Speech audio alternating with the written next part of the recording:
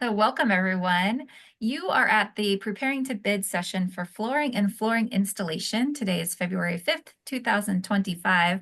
My name is Tiffany Scruggs, and I'll be your facilitator today. I'm joined by Trina Payton, and we are both with the Washington APEX Accelerator. We help businesses navigate government contracting at the federal, state, and local level.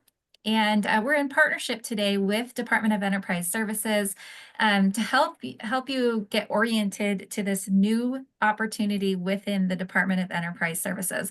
If I had my attendee list up here, I would probably see that we have we have Cedric and Kim on the line today from DES. Do you guys mind just waving hello, or do you want to introduce yourself further?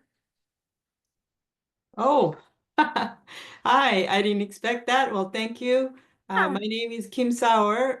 Like Tiffany said, we're from DES, Department of Enterprise Services, and working with Apex to help promote flooring and installation contract, and hope this event is helpful.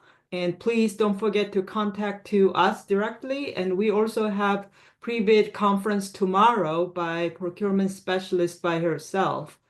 So I'm sure that Tiffany's going to tell you about that meeting link. That's a virtual meeting, and I hope you can attend that one as well. So thank you. Thank you for attending this training. Yeah, thanks. Sorry to put you on the spot. I just wanted to make sure people knew who was on the line if we got some VIPs on here. So Thank you. VIP. Cedric, are you here? Do you want to say hi? Yes, I am here. Hello, everyone. I'm Cedric Austin. Also, I'm from Department of Enterprise Services. I just want to say, uh, going through this process, we are here to be of assistance any way we can and to be a resource to you. Great. Thank you. Thanks for coming on. Trina, do you want to talk a little bit about your background and kind of what makes you uniquely qualified to help out today? Well, I don't know if I have any unique qualifications because we have some other Kara's on the line. She's a Apex advisor. But I work with clients each day that are considering and bidding on state opportunities. So I feel like the volume of proposals and RFPs and RFQs that I've read through and worked through with clients does give me a certain perspective. My lessons learned from having clients gone through the bidding process and then come on the other side and gotten their debriefing has informed a lot of the opinions that I'll be sharing with you guys today. So, and also I've had my own business for many, many years and worked with the state on projects from time to time. So if there's anyone in Pierce County that's interested in one-on-one consultation, I'm available. Thank you so much, Trina. I appreciate you helping out today. And yeah, and for pointing out that Kara's here. Kara manages our North Puget Sound location of Apex Accelerator, and she and her team are also able to help. Okay, I launched the poll, or I stopped the poll, and I'm sharing the results. So we have quite a mix of folks on the line. We have a few of you that are definitely bidding, a few of you still considering, and then a couple that are still not sure or interested in subbing. That's fantastic. Have you ever bid on a statewide contract before? 100% of you said no, which is perfect. That's where we want to be. We're like, all right, let's dive in today. Let's get you oriented to the world of statewide contracts, and hopefully you'll be better prepared to go ahead and bid on this. So I believe you can see my screen. I'm going to go ahead and walk through some slides, and then we have an interactive component later on. If you can multitask, I would recommend that you open up your email that I sent about 25 minutes ago that includes several attachments. It includes the copy of the solicitation that is found on webs currently. It includes a checklist that we're going to walk through today, and it includes a bid or no bid decision matrix that we're going to walk through today. And so all of those documents will help you with today's session. So here's our agenda. We're going to talk why we're here. We're going to talk about the APEX Accelerator, and then we're going to really get into the fun part of the solicitation history. We'll review the opportunity, and then we'll go through those tools that we gave you, the checklist and the bid, no bid decision matrix.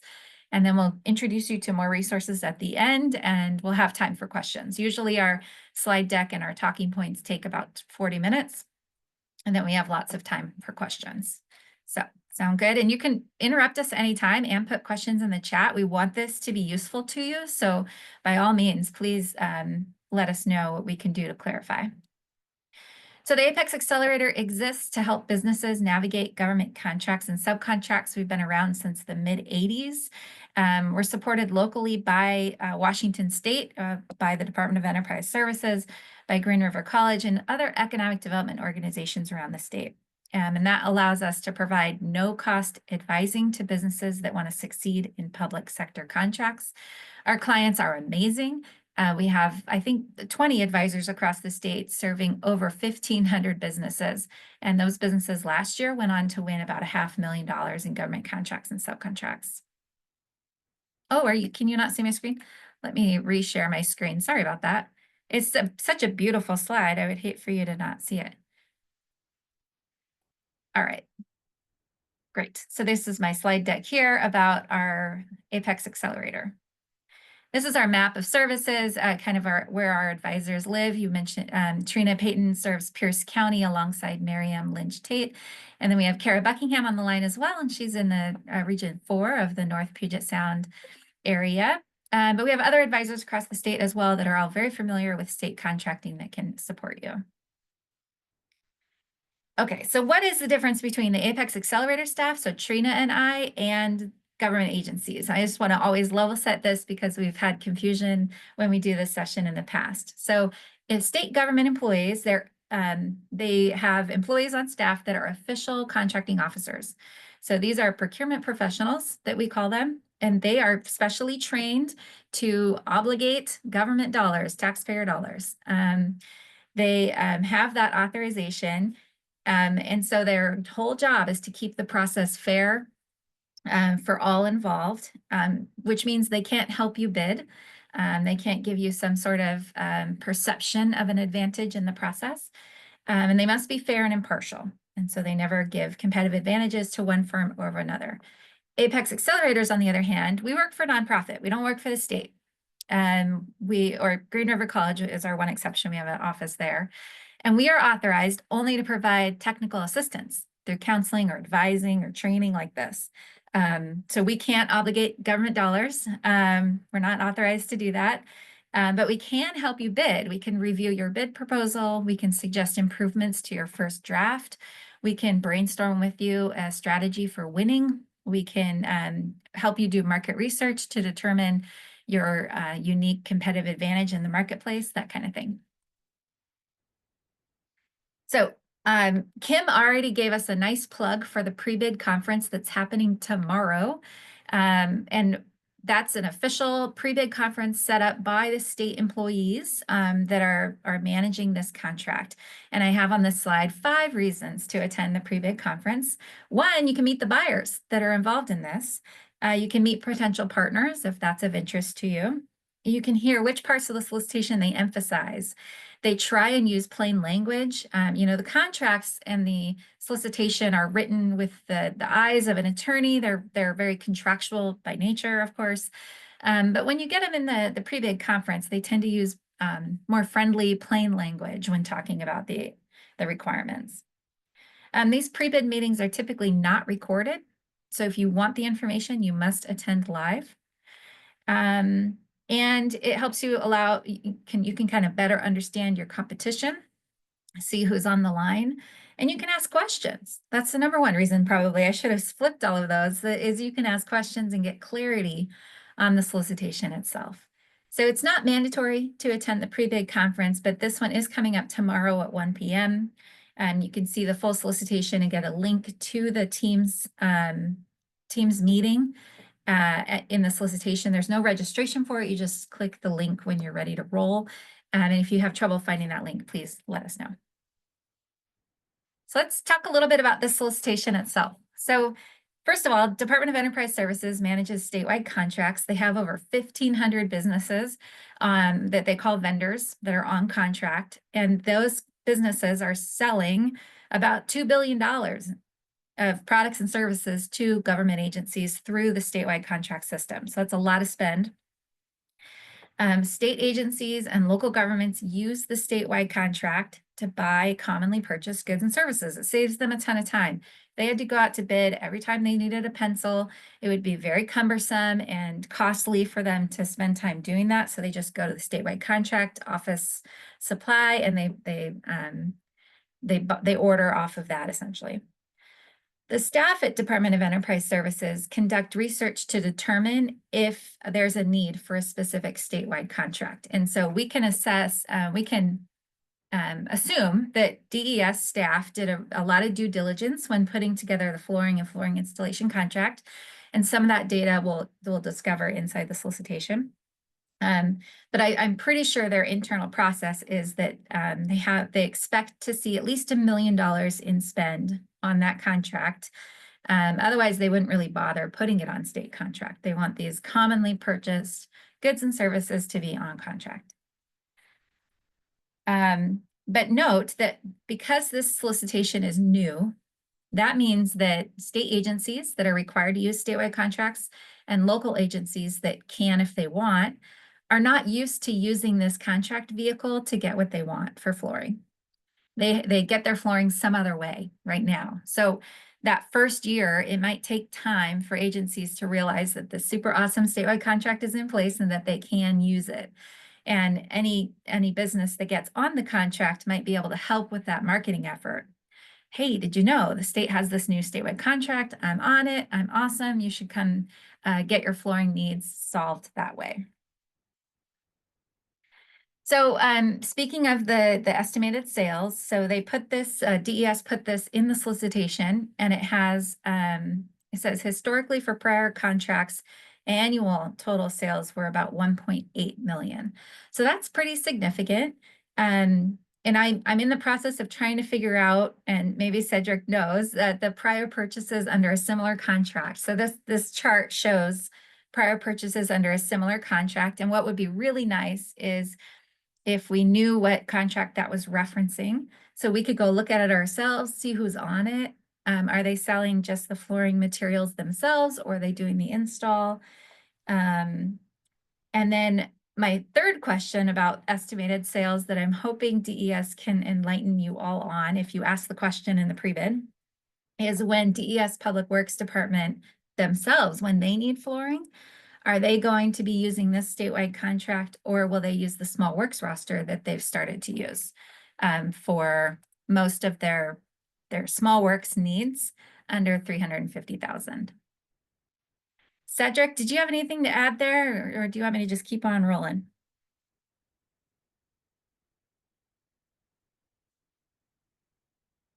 And I see Anastasia is on the line too. Welcome. You're also with Department of Enterprise Services. So we'll just keep on rolling here, but those are some really important questions to get answered. And we'll talk a little bit more about why that might be important to you as you make a bid or no bid decision. Hey, Tiffany, sorry. No, I didn't have anything to add. The phone's Okay. being crazy and not unmuting. Understood. Understood. All right, so what's going to happen after award? So DES is going to go through this process. They have a timeline outlined in the solicitation. If they stick to that timeline, they'll have some awardees on contracts later this year. And if you're one of those awardees, you'll get an apparent successful bidder notification, and then you'll owe some documentation and all that jazz. But once you're on there, you'll have to implement a marketing strategy to your potential customers. And I don't know why I put a question mark on that, and why there's two number ones and why one has a question mark. This is something you'll have to do. So if you don't have a marketing strategy, APEX can help, but you want to make sure you get the word out that this is a good way for agencies to buy from you. After award, you'll work with specific state and local agencies on specific work scopes. So it might be frustrating to you if you're used to going to the job site, looking at the flooring needs and bidding it that way. That's not this type of solicitation. This solicitation is evaluating your credentials and your cost factors and putting you on contract before you ever see the floor that you're going to be fixing or selling. So that might be kind of frustrating to some of you, but that's the nature of these. It's to get you on contract in anticipation of later flooring needs. And then regardless of whether or not you get any work, you will report quarterly to the Department of Defense. They will require that you report your sales. DES collects a fee off of all the sales that you get as a result of this contract. And that's outlined in the contract pretty clearly. I have down there in bold, there is no guarantee you will get any work. That is something important to watch out for. So here's the current opportunity. Please let us know in the chat if you are not able to get into webs, and we will write down your name and follow up with you to make sure that you are able to get into webs. Do not rely on anyone else, including APEX, for the documents that are in webs. You need to get them yourself so that you're notified of last minute amendments to the solicitation. I have never seen a DES solicitation for statewide that didn't have an amendment. They always do.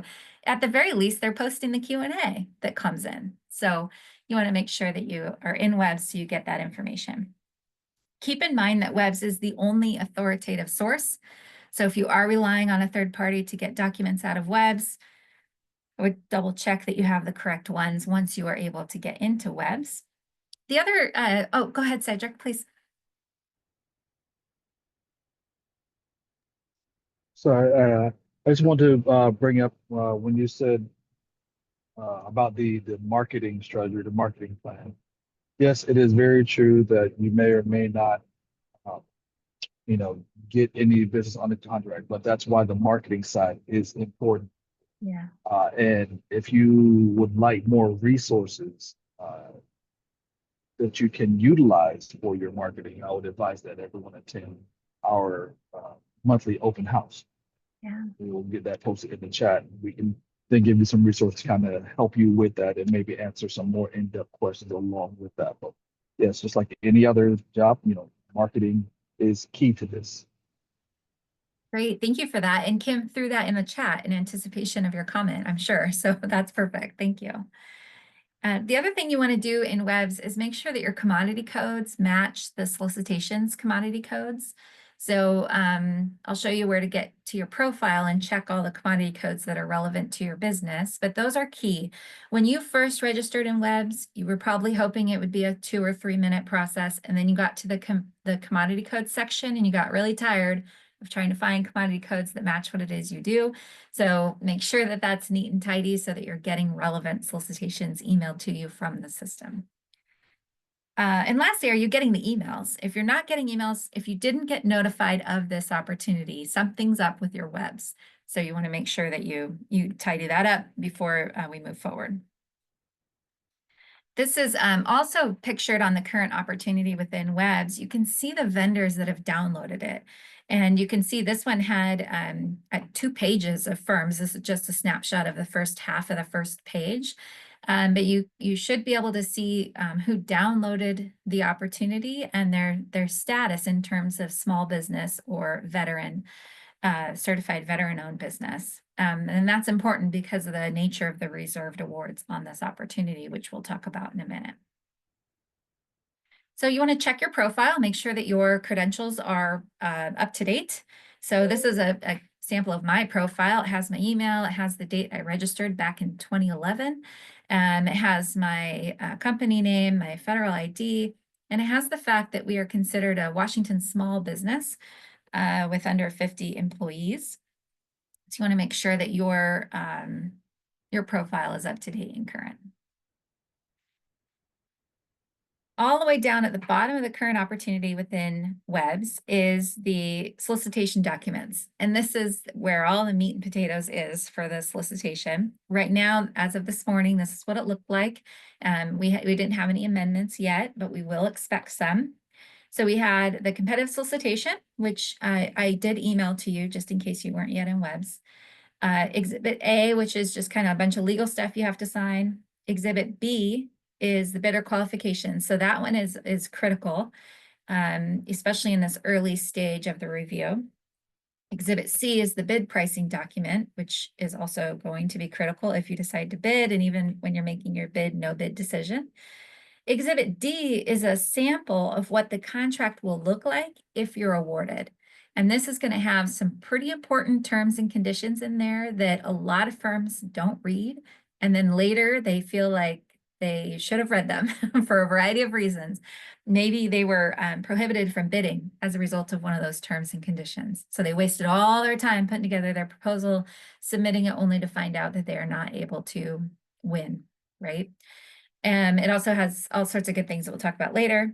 There's a diverse business inclusion plan in Exhibit E, and then unique to this one is a specification attachment that you want to make sure you read to ensure that if you're selling the flooring products that you are up to snuff on the specifications that the state is going to be required. So let's zoom out a little bit. What are we doing here? We are first reading the solicitation and the documents. I would hone in specifically on the solicitation itself, as well as Exhibit B. And then you're going to decide if you want to bid or not. And we have a tool to help you decide that. You're going to organize your approach. You're going to assemble your bid and submit on time. They gave you the date and time of when this thing is due, and that is not flexible unless the state extends it. So make sure you get it in on time. 1 minute late is 1 minute late, and you will not be evaluated.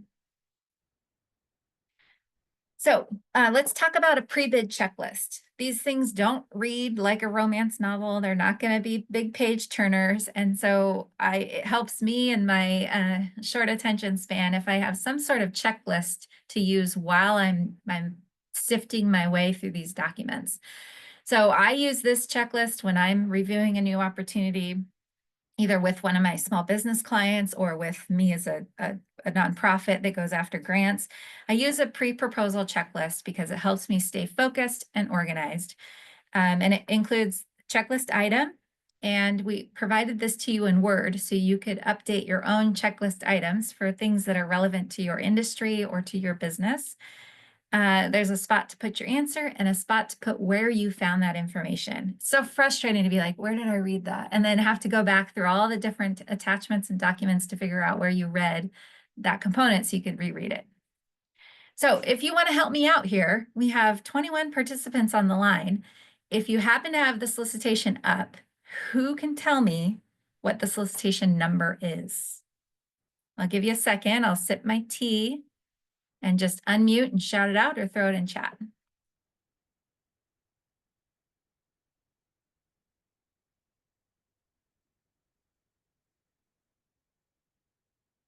All right, Sarah and Tracy and John and Lindsay all get gold stars today. Congratulations.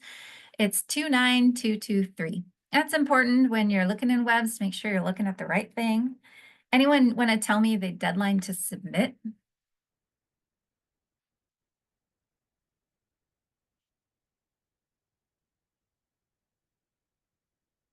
All right, 2/27 at 11:59 p.m. Thank you, DES, for putting the time on there.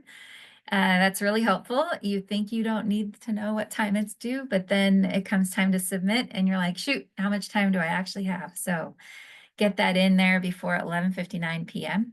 And I found that, and so did Sarah, on page 6 of the solicitation document. Also on page 6 is the date and time of the pre-proposal conference or the pre-bid conference. Is there a site visit date? Nope. This is a checklist that you can use on all of your solicitations, and you can customize it to your own needs. So it's going to have questions in there that might not be relevant to the specific solicitation that you're looking at. And so you can either take those out altogether or leave them in there for the next one that might be relevant. The Q&A period is now through February 11th. After that, there's no guarantee that the contracting officer or procurement professional will actually respond to your questions. And questions can be really helpful when, getting those answers can be really helpful when you're trying to structure your bid and be responsive to what the government is looking for. So that's also on page 6. The issue date of the solicitation is on page 5. And then are there reserved awards for that? So we already had a question about women-owned small business in the solicitation. And the state government uses state funds to buy this, so they're not impacted at all by the federal federal procurement system for this particular opportunity. And so they're moving forward with, as they typically have been for, I don't know, 2 or 3 years now, where they have a reserved award component for Washington small businesses, as well as veteran-owned businesses that are also in Washington. So if you're not sure if you qualify as a Washington small or a veteran-owned business, happy to answer that question today and get you the links to the correct information on that. And you can update your WEBS profile accordingly or go get certified as a veteran-owned business. That's going to be all on page 3. So how they're going to do it is they're going to give awards to, I think it was two firms that score the highest and best, and then one other one to the next reserved award person or business, if I said that correctly. We're not going to go through the whole checklist. The idea is to demonstrate how useful a checklist can be when you're reading through the documents. You can print them off, have a highlighter, or if you're on the computer, you can kind of have 2 screens going with the checklist up where you can put this information in, or however you want to do it, whatever works for you.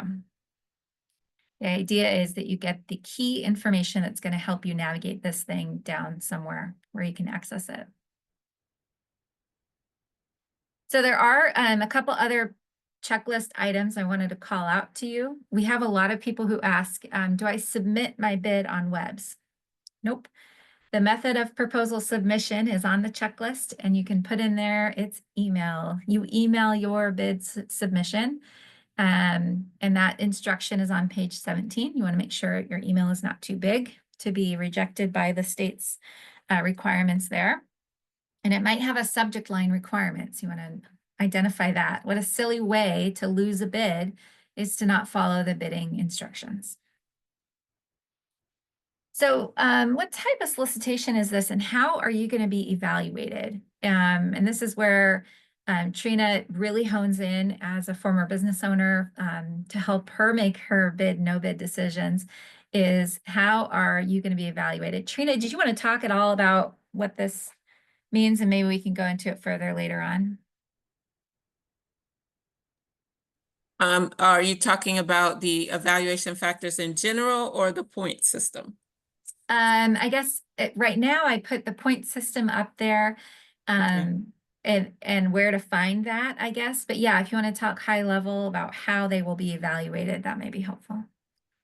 Yeah, so if you look, excuse me, if you look at the amount of points that they're giving to cost, clearly cost is extremely important, which means it may require you to go back to your distributors or where you get your products from or your service leg of your organization and really hone in on what is the best price that you can give to the state, considering there is a decent volume of work there. What's the best price you can get and still make this contract worth it for you, right?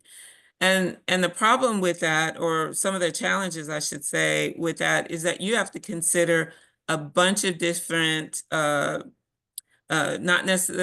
just eventualities that may happen over the course of the contract, the term of the contract, but also you have to figure in those things that, may only happen, once a year or every 2 years or something. You have to build all of that into your cost price, into your price. And ultimately you have to come in at or very near the bottom of what your competitors are.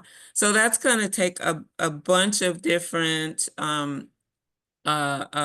analysis and you sitting down and fine tuning. So a lot of providers typically will just say, well, this is what we charge for, this type of flooring, right?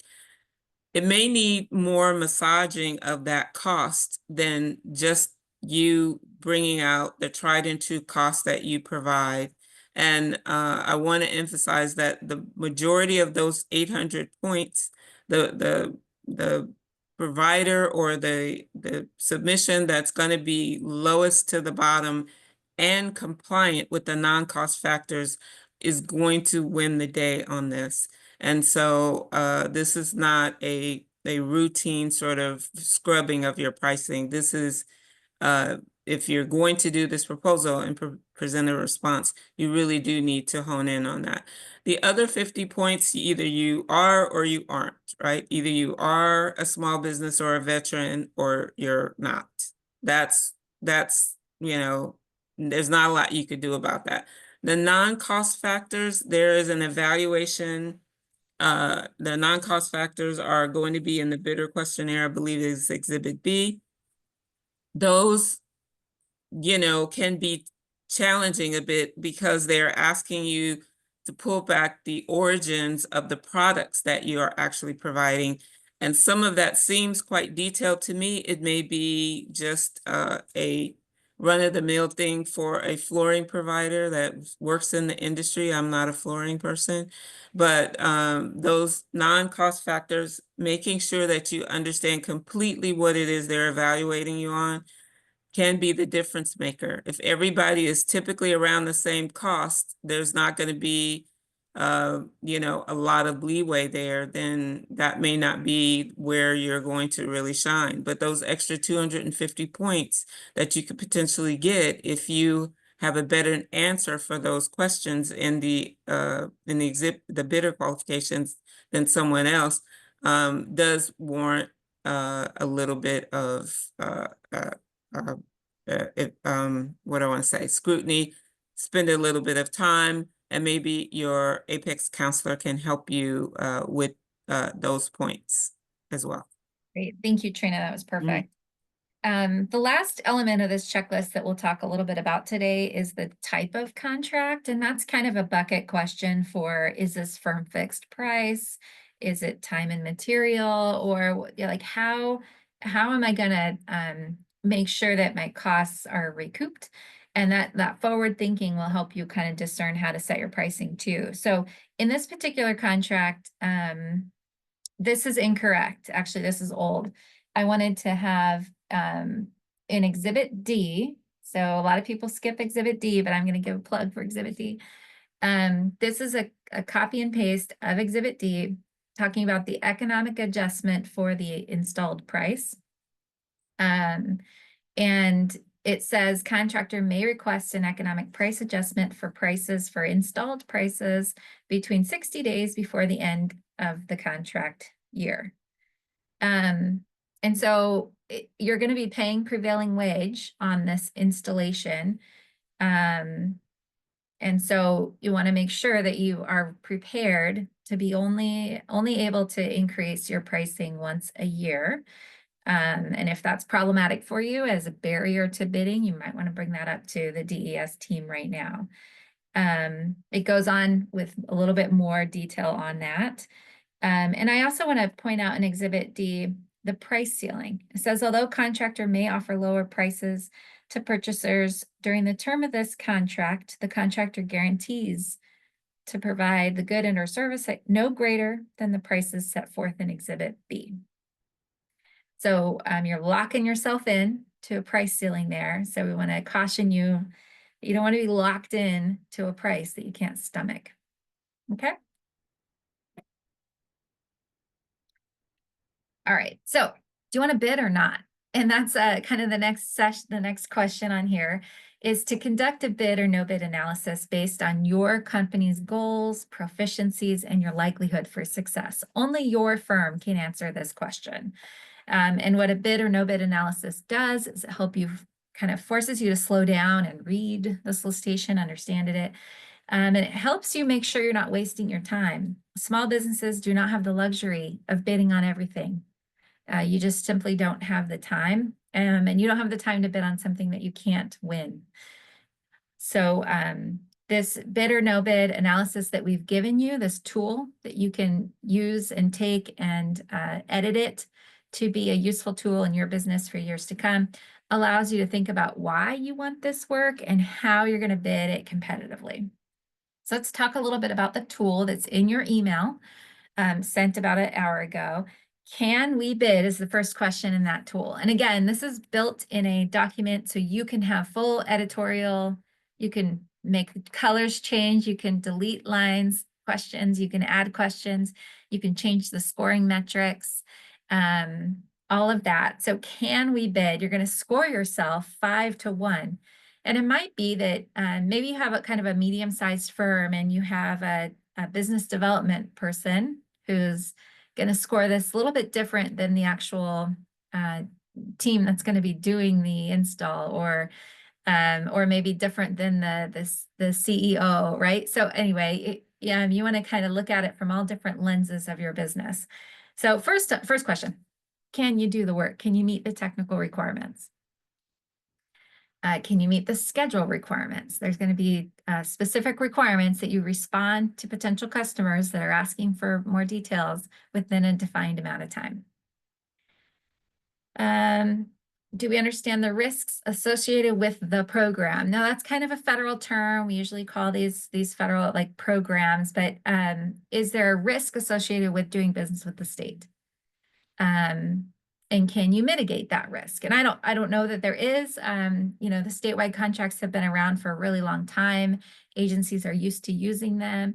I think the only risk that I can foresee here is that it's new and that it will take agencies a little while to adopt it. And there might be some competition with the small works rosters that are out there for agencies to get what it is they need in terms of installation. All right, so you can kind of go down, and then I want you all to open up that bid or no bid assessment template and add, can we get the required insurance? Trina and I have worked with a lot of firms over the last few, like probably the last year, where they used to be able to just, yeah, I can hit that, and they'd copy and paste the insurance requirements to their insurance broker or their insurance provider, and it was usually no problem. Now it's becoming a problem. So just double check that your insurance broker is happy and okay with the terms. And I actually have a few slides outlining the insurance terms on here, so that you're aware of them, and you can take and just get that out of the way now, send it to your insurance person now, and make sure that they're comfortable with it. And if it becomes a barrier to bidding, be sure to let DES know. So down the rabbit hole, we're going to take a little break from the bid, no bid, and just look at the insurance requirements real quick. It's in Exhibit C of the, what is it? Attachment Exhibit D. So how confusing can we make it? If you open up Exhibit D, which is your sample contract, inside there is Exhibit C, which has the insurance requirements. That's where I found this. If you have trouble finding it, let me know. But essentially, it has 2 million per current occurrence, or 4 million general for the general liability. There's some stopgap insurance. There's the commercial and general automotive liability insurance, and that is for all of your vehicles that are owned, or the use of all vehicles, even those that aren't owned. So just be aware. I'm going to scroll down here and keep going. There's some insurance carrier rating requirements that aren't really new. You have to send your certificate of insurance. All policies and certificate of insurance shall include the contract number. So you got to kind of list DES on there. You have to flow this down to subcontractors, okay? And then keep in mind that this insurance has to be in place during the term of the contract. So remember, you're not going to get any work guaranteed on this, but you're going to, the minute the contract starts until it expires, you have to have this insurance in place, okay? And then it says here, if required insurance is on a claims made basis rather than an occurrence basis, you have to keep it for an additional 3 years after the life of the contract. So how long is this contract? What is it? I don't even know. What are the terms? I skipped that in my initial analysis. But whatever that is, add 3 years if this is the type of insurance you have. Okay. The second question in the bid, no bid analysis is whether or not you want to bid, right? Is this program core to your business? Is there additional work after this program? I would say yes, statewide contracts tend to be a great place to get add-on work from those local agencies, as well as state agencies. That's how they're formed. That's why they exist. All right, and a bunch of other questions you can ask yourself. Is there anything on here that you want to call out, Trina? No, not at this point. Well, I do want to talk a little bit about the evaluation criteria, but I know we're going long. Okay, great. This is the pre-bid, so we're going to zoom back out. So you're going to read the documents, you're going to decide to bid or not. Then you organize your approach. You assemble your bid and you can submit. Your APEX Accelerator can help you through any part of this process. We are here at no cost to help guide you through this thing. If you call us hours before it's due, I'm not sure there's much we could help you with. Think of us as a partner you want to bring on as early as possible, to get in our queue of scheduled appointments, but also kind of build that relationship now before crunch time starts. So I'm going to go over top tips and then we'll answer your questions. First of all is to ask questions and identify barriers to your participation now. If something's super unclear and you think you can kind of like strategize and game the system to win as a result of that, chances are it's going to get, it might not go in your favor, I guess. So it's better to identify the unclear things now and get clarity on those. And that way you have grounds for protest later. You can't protest something you didn't complain about ahead of time usually. Well, you can sometimes, but you also want to build your strategy for winning. So Trina, what can you give us a context of what I'm talking about with that? Sure. Building your strategy is really going in with something more than just answering the questions and submitting a price. It's understanding the client, understanding how they buy and what they care about, and then using that information as a way of informing how you price your services, right?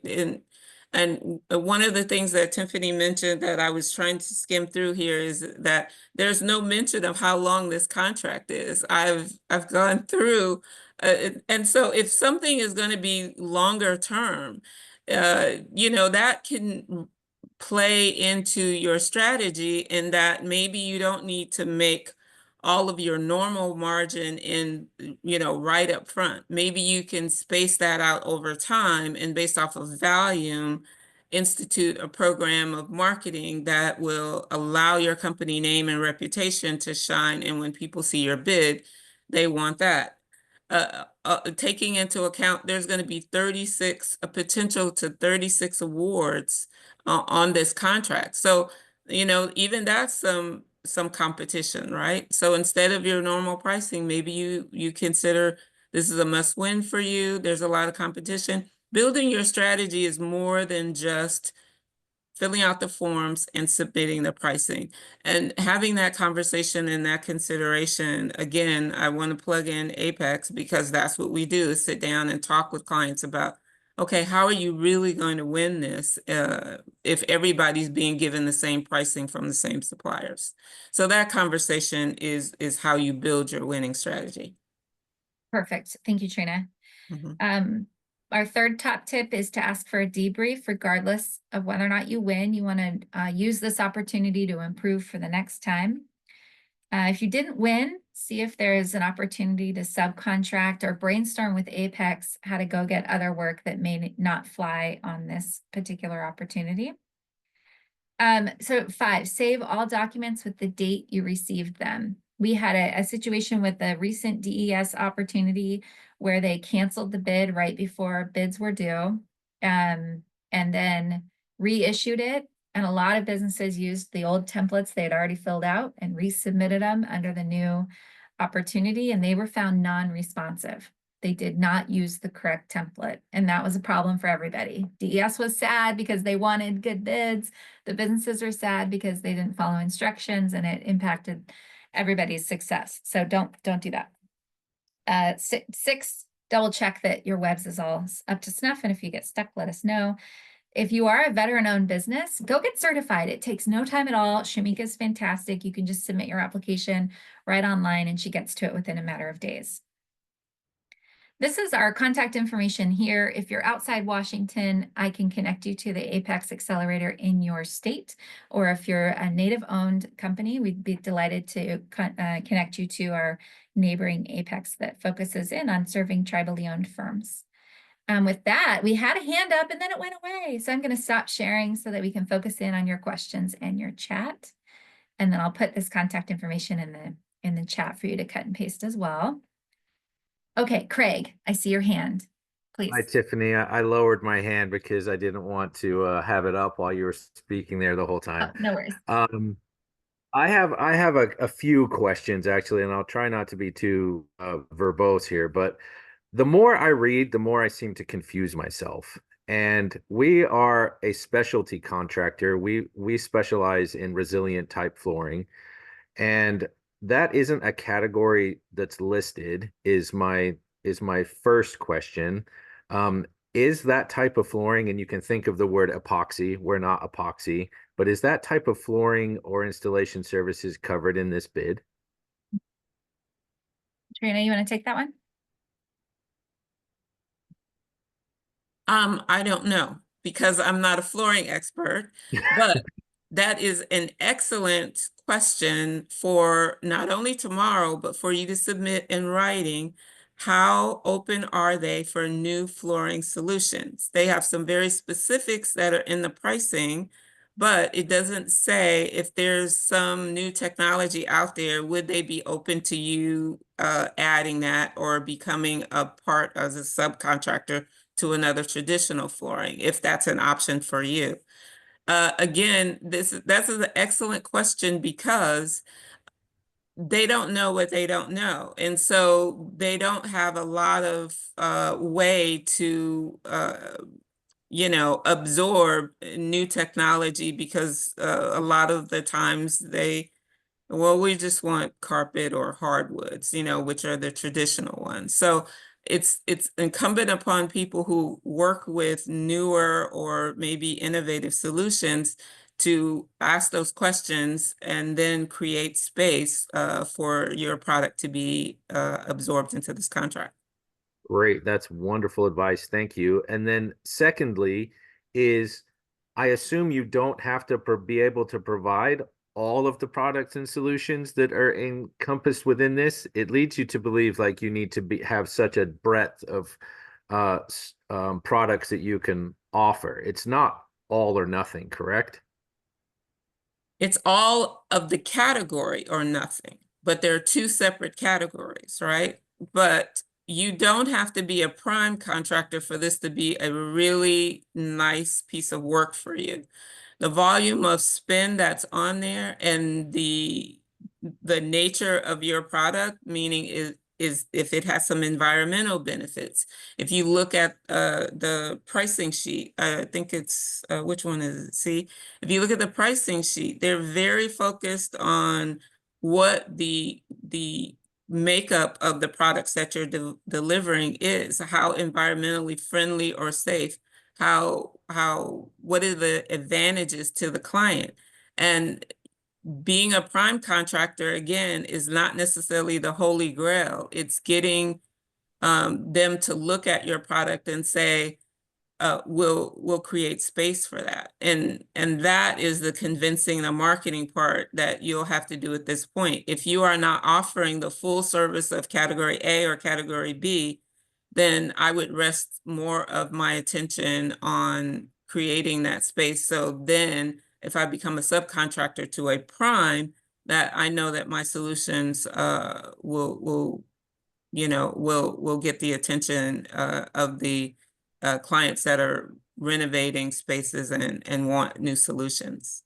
So that begs the answer. next question. Thank you so much for that as well. How do you participate as a subcontractor? Do you have to find a prime to partner with before you submit alongside them as the prime? You will not submit alongside them. You will submit your numbers to them and they will add your numbers to their spreadsheet as an option for the client. But if the client is not interested in that and they don't create that space, then you'll be hard pressed to find a prime contractor that's interested in receiving your numbers and your solution. Okay, so the first step is to try to open space for the category, and then the second step is to find a prime that you're have synergies with and comfortable with, that they have a chance of winning the contract, because otherwise Yes. you are just a small player on their submission. Yeah, and you won't be compliant because category 1 and category 2, you have to be able to provide all of the solutions that are listed in those categories if you are to get a chance of getting an award in one.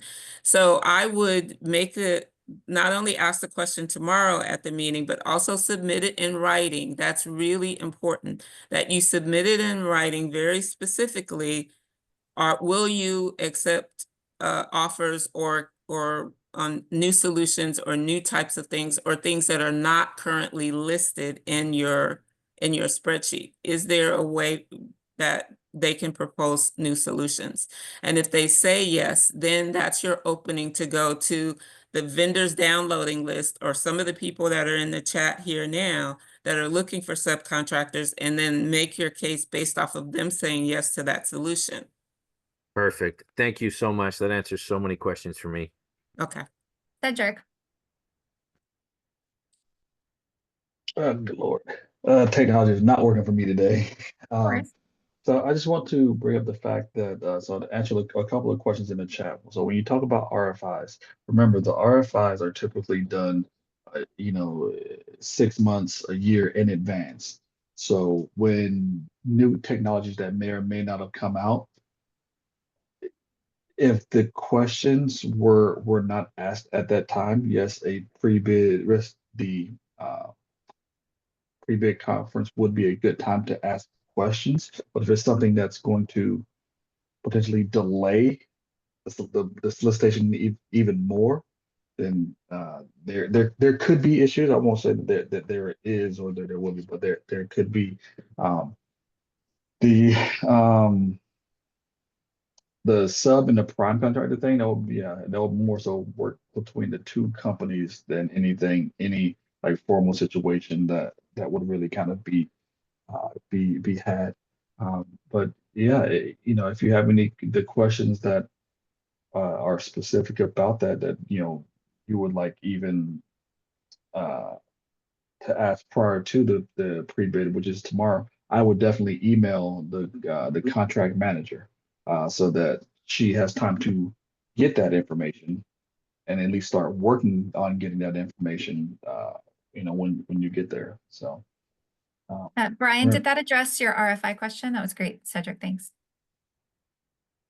Let us know in the chat or feel free to unmute.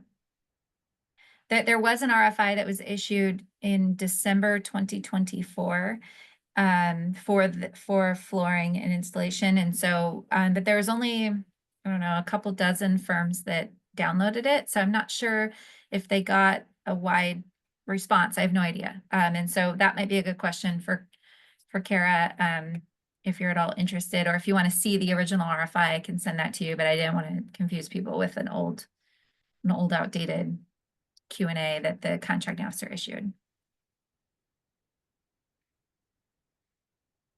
All right, what other questions do you have?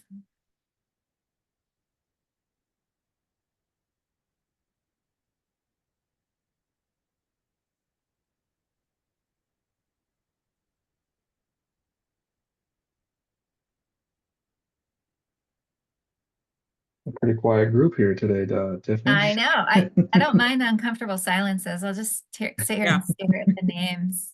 Yeah, me either. So that's why I'm going to fill it with a couple of things that I want to point out because I think it's really important. If you look on page 15 of the main solicitation document, be mindful because pricing is such a huge portion of the evaluation points that they are expecting your pricing to include, even if they want to pay by a credit card. And so most vendors that do accept credit cards, well, on this one, you'll have to accept credit cards. There is a processing fee. So whatever the amount, that processing fee also needs to be calculated into your pricing as well, because if they decide to pay for that. then you don't want that to cut into any margins that you have. Since we are coming up on time, the other thing that I want to really emphasize and hope that people take this into the pre-bid meeting tomorrow is in the exhibit, the bidder qualifications, it says it's exhibit B, right? Bidder qualifications. Ask for examples of the what do they call it? The ratings, right? Ask them to give you examples, and if enough people ask, they will in fact give you examples. Ask them to give you example on what is the difference between evaluating something that has sufficient added value versus evaluating them with significant added value. Those seem very closely aligned to me, but the point difference between them is 50%. So if you're sitting there and you're writing your responses to these questions and you cannot tell the difference between significant and sufficient added value, then you could sit there and not really understand whether the response that you're crafting is going to give you 30% or a 70% of the total amount of points for that question. So I hope that makes sense because I think it's really important that, again, those 250 points on the non-cost factors, which is where they're going to, where this all comes from, is going to be a difference maker for those that have similar pricing structures. So go for all of the points and make sure that you understand completely what those differences are, because meeting the minimum is just is not gonna just cut it. You're gonna have to go for those additional points. Thank you, Trina. And Kara? Hi. Trina, your comment about credit card purchases made me think also of the management fees that are typically, or the management fee typically associated with statewide contracts. So if you're new to statewide contracts, there is a management fee based on any sales that you do make through the contract. So just be aware of that as you're factoring in or thinking about your pricing. And then the other thing I wanted to say is it's kind of related to the RFI question. But one thing I like to do is encourage clients to, or businesses to look at the current active contracts that DES has in place. And you can go in there and you can see what commodity codes are being associated with that contract. So if there was an existing flooring contract, you could go in and see those commodity codes and then compare them against what you put in for your web's profile when you selected commodity codes. And the reason why that's important is because if you miss a commodity code that's associated with a particular type of statewide contract, you won't get a notification maybe about an RFI when a new one's coming up for a contract that might interest you. So anyway, that's I'll put a link to the main page for the statewide contracts. And if you click on any link to any of those contracts, you'll see what I mean. It has the information in there. Excellent. Thank you, Kara. Cedric? Yeah, I just want to bring up something real quick. In the current climate that we're in, something that a lot of businesses may or may not be running into is the addition of tariffs into their billings. So just want to put that out there as a reminder to people that if wherever you get your products from, there may be tariff pricing that need to be added or included into that. So just keep that in mind. Excellent point, Cedric. That came to me as well when I was talking about the price escalation clauses. There's and maybe I'll pull that up again and we can take a look at that if folks are willing to stay on. That might be a big deal, and I wonder if the state is, this isn't a question for Cedric, you might consider asking the DES procurement professional if there's any flexibility with additional price escalation clauses in there in the event of a 25% tariff on where you get your flooring.